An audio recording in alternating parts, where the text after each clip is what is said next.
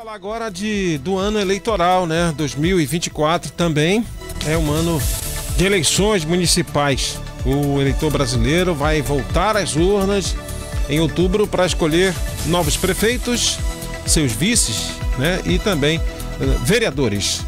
São mais de 5 mil municípios no Brasil inteiro. E para falar sobre como as coisas estão sendo preparadas aqui na Justiça Eleitoral do Amapá, a gente está recebendo aqui no estúdio ao vivo a doutora Milene Lages. Ela é secretária judiciária aqui da Corte Eleitoral. Tudo bem, doutora Milene? Seja muito bem-vinda à primeira entrevista, imagino que seja, do ano de 2024. Agradecer pela parceria de outros pleitos em que a Justiça Eleitoral, através de seus prepostos, sempre franquearam e tiveram com a gente aqui, repassando o maior número possível de informações ao eleitor. Tudo bem? Tudo bem, boa tarde, Kleber, boa tarde a todos os ouvintes, né? Iniciamos mais um ano eleitoral, com uma eleição municipal que já se antevê que será disputadíssima, e nós do TRE estamos trabalhando fortemente para que todo o planejamento integrado que foi feito seja executado de uma forma bem tranquila, para proporcionar aos nossos eleitores aqui do estado do Amapá que possam exercer o seu direito de sufrágio de uma forma bem tranquila. Pois é, se costuma dizer que o ano começa só depois do carnaval, mas para vocês não tem dessa não. O ano já começou acelerado, vocês estão percorrendo as comunidades, uma ação itinerante do Tribunal Regional Eleitoral. Do que se trata? Isso. Nesse momento agora, nós estamos com ações itinerantes de atendimento ao eleitor em razão da data de fechamento do cadastro eleitoral, agora no próximo dia 8 de maio. Então, até o dia 8 de maio, ou 151 dias antes das eleições, conforme determina a legislação eleitoral, há necessidade de efetivar os alistamentos eleitorais, as revisões, os pedidos de transferência, todos que foram feitos, visando já a votação das eleições daquele ano, no caso de 2024. Então, o dia 8 de maio será o último dia de prazo para eleitor, aquele jovem eleitor, requerer a sua inscrição eleitoral, a sua transferência de domicílio ou revisão eleitoral. Então, nesse momento, agora a Justiça Eleitoral está mobilizada para realizar atendimentos itinerantes nas comunidades, para proporcionar ao eleitor essa comodidade, além dos atendimentos normais nos cartórios eleitorais, né?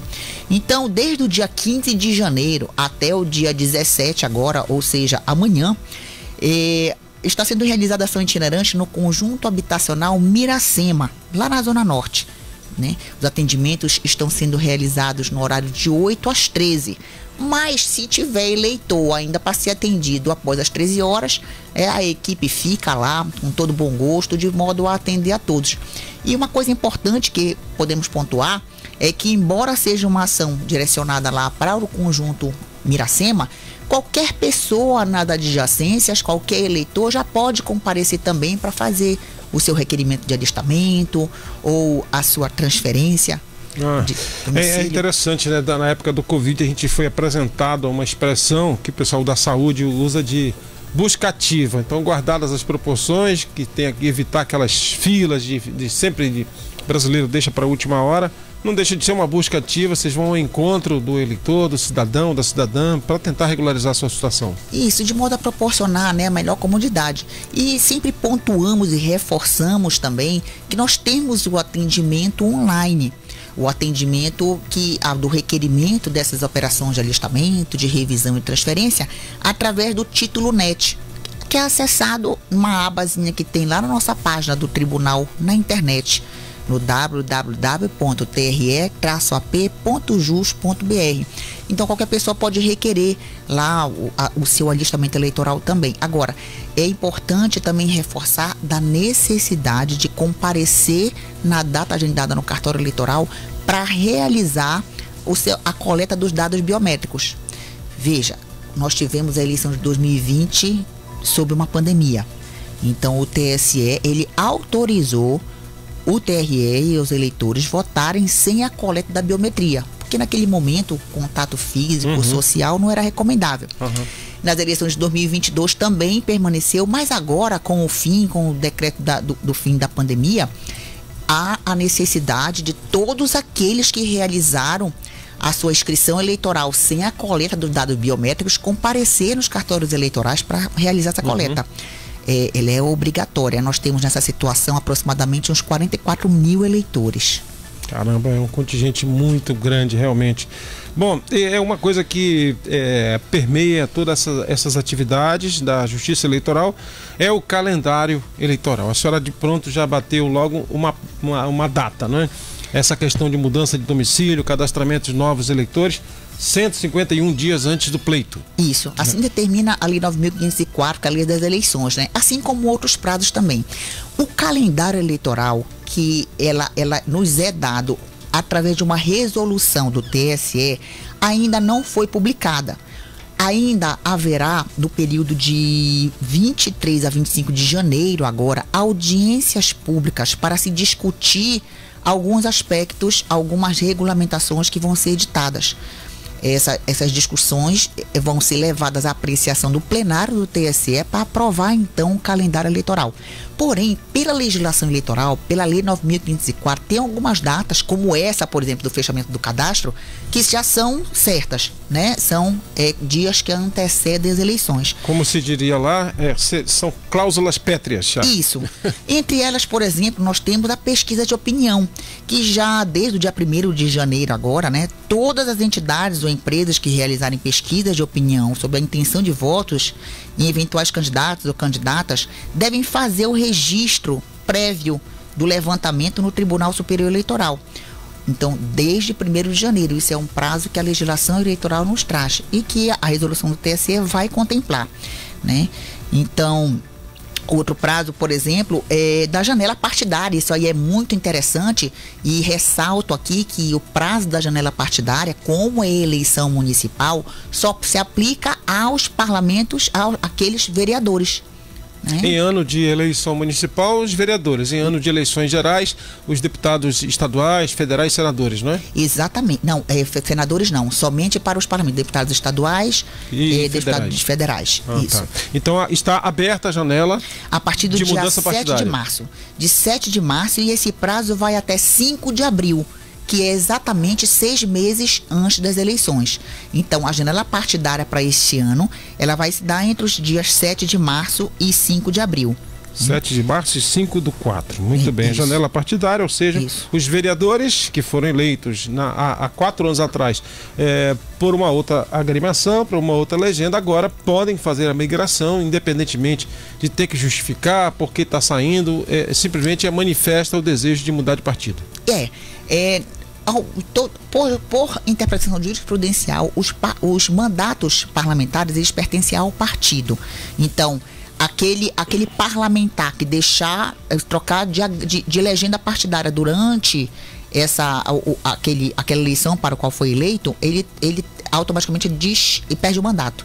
Então, a janela partidária, ela possibilita justamente essa troca de legenda partidária sem que o parlamentar perca o mandato. Aliás, na eleição passada, não sei se aplica a regra agora para a eleição municipal, mas a gente foi apresentado a uma nova modalidade de associação, né? Nós temos as coligações, que duram sempre ali no período da eleição, coligação para ganhar a eleição, mas tem as federações de partido. A federação que foi formada para a eleição da estadual, a federal, não tem nada a ver agora com a eleição municipal? Tem. As federações, elas se distinguem das coligações em razão da perenidade delas, no mínimo 4 anos. Elas têm que estar, aquela federação se formou, vão seguir juntos eles agora. Ficam no mínimo 4 anos seguindo juntos, exatamente. E mais uma informação importante, né, que já é uma informação não tão nova, mas as coligações só são possíveis para as eleições em pleitos majoritários, ou seja, só vai ser possível a formação de coligações para o cargo de prefeito. Para o cargo de vereador, a possibilidade somente de federações. E a característica que a distingue fortemente das coligações é justamente o caráter perene dela. Uma vez que elas se formam, elas têm que durar e funcionar como um só partido por no mínimo 4 anos.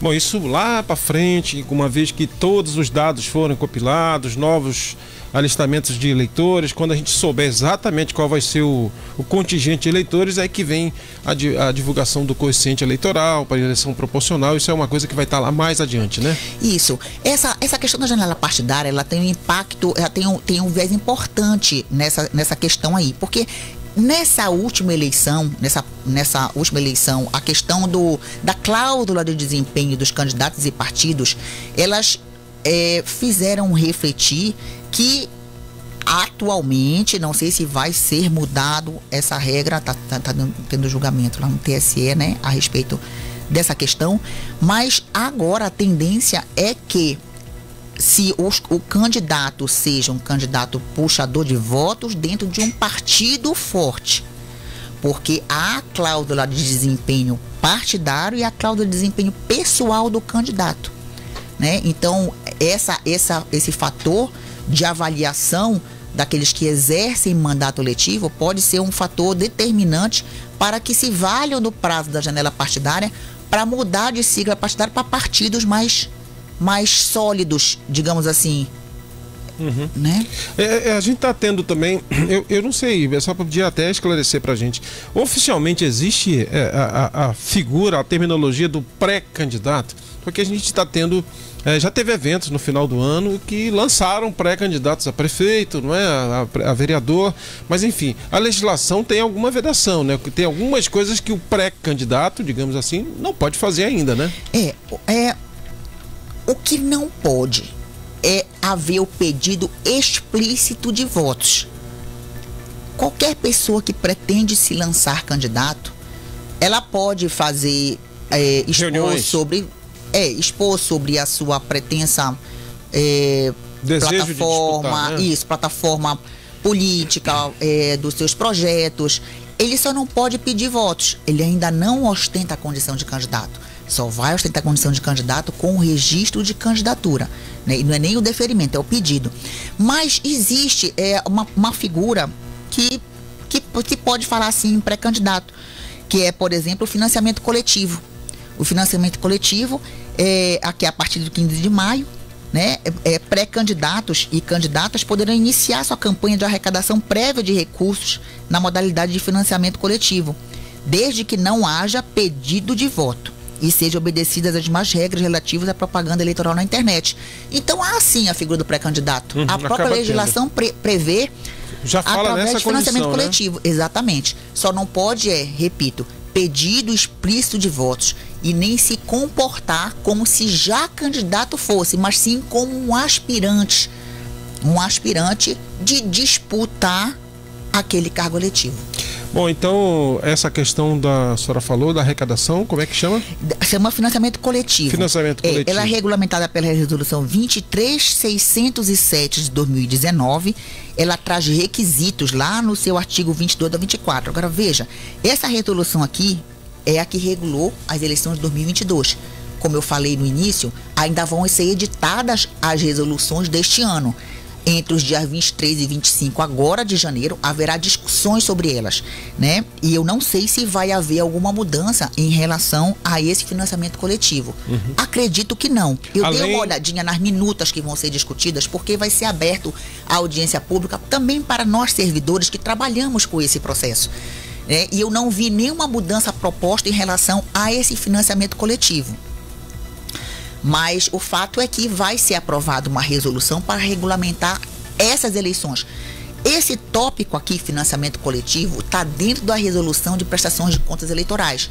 É aquelas resoluções que falam da arrecadação e do gasto e prestação de contas dos candidatos em campanha, né? Ela vai haver algumas alterações em relação às eleições de 2022, mas eu não vi nada em relação a esse financiamento coletivo.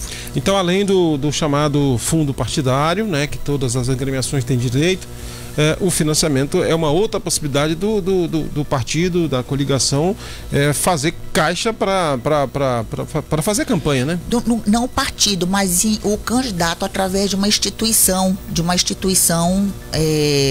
previamente já contratada para isso. Aí tem uma série de requisitos. Tem que haver um registro dessa entidade arrecadadora, tem que haver o CPF do doador, o valor, a data, tem uma série de requisitos que estão lá estabelecidas na atual resolução, que regiu 2022, nos artigos 22 a 24. São requisitos mesmo, são uma série de requisitos. Não é assim de qualquer forma. Ela é comumente chamada da vaquinha virtual. Ela tem um nome em inglês que eu não sei pronunciar, mas é isso aí, é o financiamento coletivo de campanha. Agora tem uma coisa que está ligada sempre à eleição passada, que é a não prestação de contas, né? Isso pode inviabilizar uma candidatura, né? A não prestação de contas é uma questão muito séria.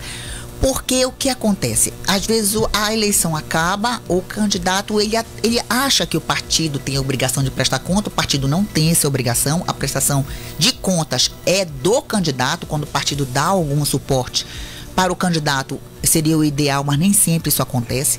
Mas o fato é que quando ele não presta contas, lá na Secretaria Judiciária onde eu trabalho, a gente autua um processo de não prestação de contas. E essa não prestação de contas, ela é julgada pelo pleno. E aquele candidato, ele fica sem a quitação eleitoral dele, pelo tempo que durar o mandato. Então, na hora, ele resolve, passa em convenção, o nome dele em convenção, e ele deixa para verificar essa situação dele da não quitação eleitoral na hora que ele é intimado pela Justiça Eleitoral para comprovar essa filiação, essa regularidade, essa quitação eleitoral. E aí isso ocasiona, assim, certos problemas, às vezes até um indeferimento de registro de candidatura. Então, o que nós sugerimos, desde já pedimos, é que aqueles que pretendem se lançar candidatos nas eleições de 2024, já procurem, desde já, no site da Justiça Eleitoral, do TSE, para saber da sua quitação eleitoral. Então ele vai lá, tem uma abazinha que é serviço de emissão de certidão de quitação eleitoral. Ele vai, clica lá e já verifica se tiver alguma pendência, já comparecer no cartório para poder resolver. Né? Agora, porque aí no caso dele não ter prestado contas, ele pode entrar com pedido de regularização de contas e aí vai demandar um processo através de advogado, mas ele consegue resolver a tempo. Agora tem essas questões, é claro que tem a chamada mini-reforma, né, que já se convencionou chamar assim. A senhora já está dizendo que na sintonia mais fina são resoluções específicas para o pleito desse ano, que ainda vão passar pela chancela do Tribunal Superior Eleitoral. Agora tem um princípio do direito que diz que o desconhecimento não isenta o infrator de punibilidade, né? Então, a partidos, coligações, a Justiça Eleitoral sempre faz seminários, faz workshops para nivelar com todo mundo essas informações. Sim, e nós temos um projeto muito bacana através da nossa Escola Judicial Eleitoral, que é o projeto Política e Cidadania e Responsabilidade de Todos. Nesse projeto, nós temos módulos de registro de candidaturas, prestações de contas, segurança nas urnas, propaganda eleitoral, em que os servidores, nós mesmos, servidores da Justiça Eleitoral, que já lidamos já muitas eleições com os temas, nós damos essa capacitação para aqueles membros de diretórios, pretensos candidatos, contadores e até advogados. Nós temos um público bem seleto que participa, é de graça. E nós fazemos, eu ainda não tenho o calendário de quando ocorrerão essas capacitações esse ano, mas nós percorremos inclusive nos interiores, já que é eleição municipal, e também aqui em Macapá. E são valiosas essas informações que nós passamos lá, porque já é de acordo com as resoluções do TSE. Então a gente estuda bastante o tema, a gente fala como o nosso tribunal decide a respeito de determinado assunto, e vale muito a pena participar. Muito bem. Doutora Milene, eu sei que são muitos temas, são muitos assuntos, são muitos meandros, né, da logística toda da eleição. A gente ficou sabendo, por exemplo, que a eleição desse ano vai ter novas urnas, que vai estar com um visor maior, que elas são 18 vezes mais rápidas que as urnas anteriores. Mas isso tem um setorial próprio, pessoal de TI, pessoal de logística, isso, que a gente pode agendar para vir aqui com a gente atualizar essas informações também. Com certeza. O Emanuel Flecha, nosso secretário de Tecnologia da Informação, ele pode especificar melhor, mas o nosso parque todo vai ser de acordo com essas novas urnas, e ele pode especificar melhor num encontro talvez marcado, que ele poderia falar sobre as urnas com mais propriedade, bem como também daqueles prazos dos testes de segurança pública que são realizados, dos vários testes em que são audiências públicas, em que toda a população pode comparecer para testar o processo de segurança das urnas e como é feito toda a auditoria. Muito bem. Mas por hora a gente agradece a sua participação com a gente aqui, atualizando as informações a respeito das eleições municipais desse ano para prefeito, vice-prefeito e vereadores aqui dos municípios do Amapá. São 16 municípios, com segundo turno ainda só Macapá. Se houver segundo turno, só Macapá, por ter mais de 200 mil eleitores. Isso. Gostaria de agradecer em nome do nosso presidente, desembargador João Lages, e do nosso corregedor, desembargador Carmo Antônio, são nossos gestores, agradecer esse espaço que nos é dado aqui e nessa rádio, e esperamos retornar outras vezes dando informações úteis para a população. Muito obrigada.